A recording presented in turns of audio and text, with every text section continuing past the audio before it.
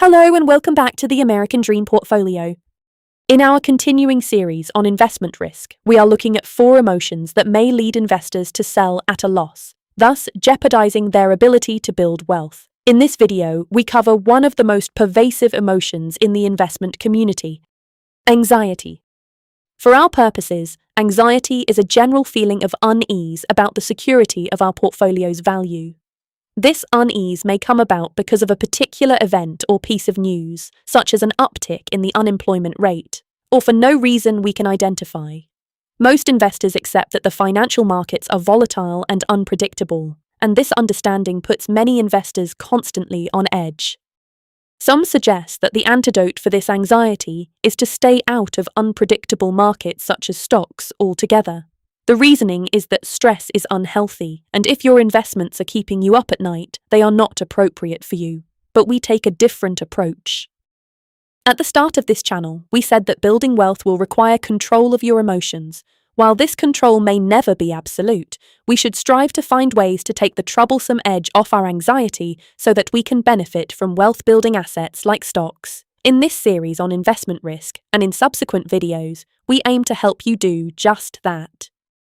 Bear in mind that we are talking about anxiety, not fear, as we discussed in the last video.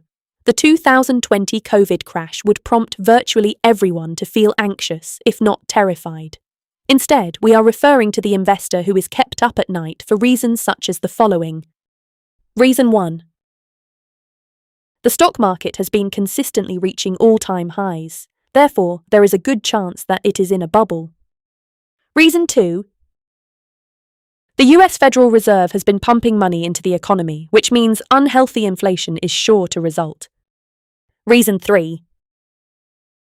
The investor's Nvidia position has declined 15% from its recent high, prompting an agonizing push-pull of emotion over the question: to sell or not to sell? Reason 4.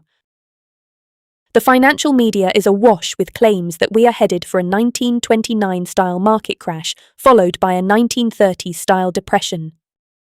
Reason 5. The investor has money sitting in cash, losing purchasing power, but is anxious about the best time to commit that money to the stock market. Reason 6. The investor read about some quote, supposedly from Warren Buffett, that made him nervous about his planned investment. And the list goes on and on. The problem is not anxiety per se, but when anxiety leads the investor to sell at a meaningful loss or to fail to reach for a meaningful gain, then it threatens her path toward financial independence. Let's look at an example.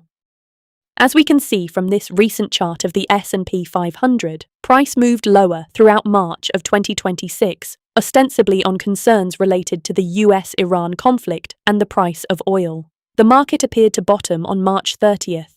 What followed was a breathtaking reversal to the upside until, on April 15th, the market closed above 7,000 for the first time in history, reaching an all-time record high.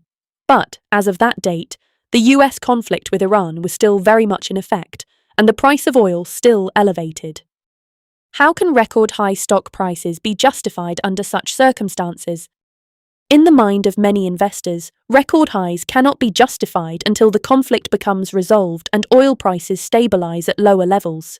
In other words, investors who are prone to anxiety may have been prompted to sell during the recent price run-up or, alternatively, to keep available cash out of the market until the situation clarifies. Withdrawing money from a record-high market will probably not result in a loss. But when will events provide the clarity and the certainty that the investor is seeking? Is being absent from the market because of anxiety and investment risk? Remember our discussion of inflation in an earlier video, and our considered opinion that we should be aiming for an average annual return of at least 9% to overcome inflation and to realize real growth that leads to financial independence? Well, being out of the market in cash will not achieve that result. Instead, it will guarantee an erosion of purchasing power over time. What about retreating to the safety of government bonds during times of uncertainty? To this question, we have 2 replies. First, there is always something to worry about. There is an old saying that the stock market climbs a wall of worry. Take a look at this chart, which gives numerous reasons to worry and to sell during the period 2009 to 2017. From the BP oil spill in 2010 to the Ebola virus outbreaks of 2014 to 2016 to the 2013 government shutdown, there is always something to worry about. Always! And yet, during this 8-year period, the market climbed 257%. Our second response to the safe haven of government bonds during times of uncertainty was outlined in an earlier video. Bonds, government or corporate, simply have not worked hard enough for many years to give us the growth we need. By going to bonds, the investor is soothing near-term worry at the expense of long-term security. This is another example of how near-term emotions and events overshadow the commitment to long-term goals. Well then, how about the concern that a market which is achieving record highs is a bubble waiting to burst? We answer that question with another question which we hope will drive home the point. How can a market move to ever higher prices without reaching all-time highs quite frequently? The answer, of course, is that it cannot. If we look at history, we find that the S&P 500 has achieved all-time record highs over 1,200 times since its inception in 1957. This translates to a record high of once in every 20 trading days on average. Not exactly a rare occurrence. And how many bubbles has the market experienced since 1957?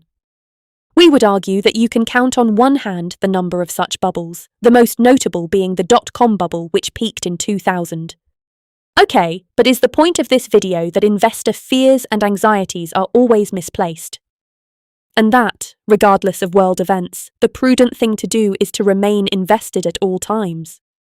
No, that is not the point, and soon after we get the American Dream portfolio up and running, we will investigate those conditions which portend serious trouble for the markets. But, for now, we are comfortable advancing the view that the stock market is almost always the right place to be.